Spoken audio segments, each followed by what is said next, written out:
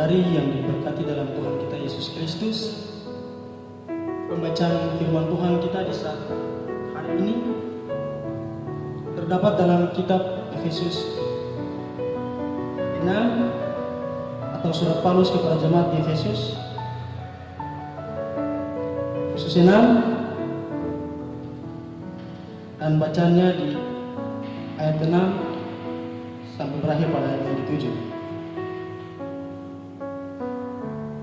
Cara membacanya setelah saya awali dengan perikop dan kita baca secara bersama. Judul atau perikop taat dan kasih. Ayat 6, jangan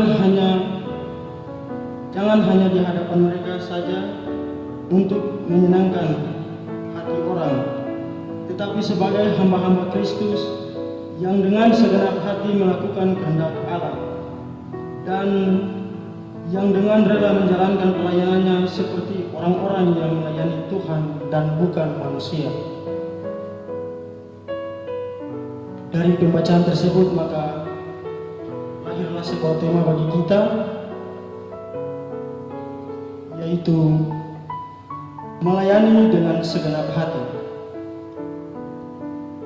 Saudara-saudari yang diberkati dalam Tuhan kita Yesus Kristus, surat Paulus kepada jemaat di Efesus merupakan salah satu surat yang paling unik di antara surat-surat lainnya.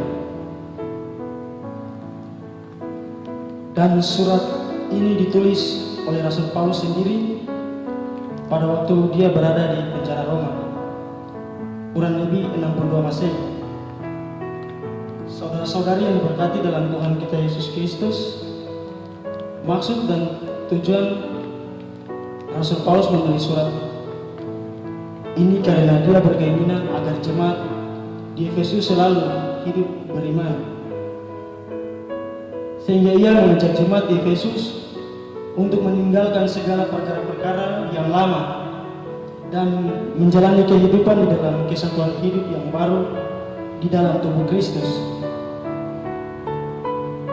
Saudara-saudari yang dikasihi dalam Tuhan kita Yesus Kristus, sekarang kalau kita melihat dalam bacaan kita yang baru saja kita membaca, di situ Rasul Paulus berbicara kepada jemaat di Efesus agar mereka selalu taat dan kasih.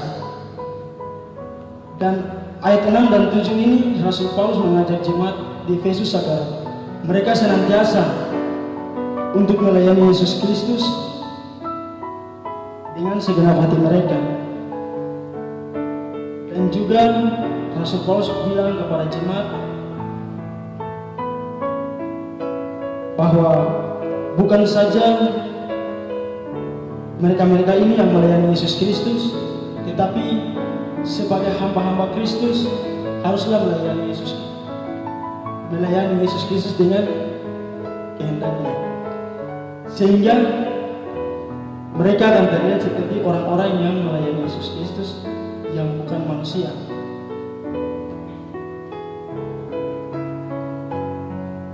Saudara-saudari yang berkati dalam Tuhan kita Yesus Kristus, sekarang kebenaran firman Tuhan ini mau bertanya bagi saudara-saudari dan saya.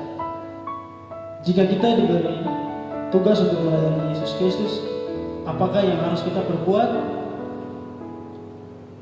Untuk itu Rasul Paulus mau bilang kepada saudara-saudari dan saya bahwa bukan saja jemaat di Efesus yang selalu melayani Yesus Kristus dengan segenap hati, tetapi Rasul Paulus juga mau bilang kepada saudara-saudari dan saya agar kita selalu melayani Yesus Kristus dengan segenap hati kita, dan kita pun juga harus melakukan segala sesuatu dengan kehendaknya,